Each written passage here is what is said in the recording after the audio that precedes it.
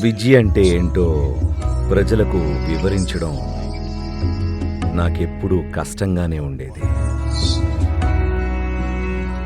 నేను విజయ్ అన్నప్పుడు ఆమెను నా భార్యగా గాని లేదా ఒక స్త్రీగా గాని ప్రస్తావించట్లేదు. ఒక జీవిగా చూసిన నా అనుభవంలో ఆమె ఎప్పుడూ నిజంగా అద్భుతమే. ఇప్పుడు ఈ మహాసమాధి ఆధ్యాత్మిక సాధకులందరి అంతిమ లక్ష్యాన్ని ఆమె సాధించింది. ఆమె దాన్ని ఎంతో సునాయాసంగా సాధించి తన యోగ్యతను నిరూపించుకుంది. ఆమె దీన్ని సాధ్యం చేసుకుంది తన ప్రేమతో.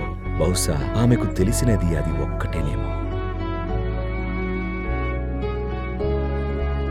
జీవితాంతం నేను తన భర్తనని ఆమె ఎంతో గర్వపడింది. ఈరోజు నేను చెప్పాలి, నేను ఎంతో గర్వపడుతున్నానని ఆమె భర్తనైనందుకు. అన్నిటికన్నా ముఖ్యంగా ఒక గురువుగా ఇది కూడా ఎంతో విలువైనది. ఎందుకంటే మనం ఎల్లప్పుడూ కోరుకునేది ఈ స్థాయి తీక్షణతనే. అదే విజయ్.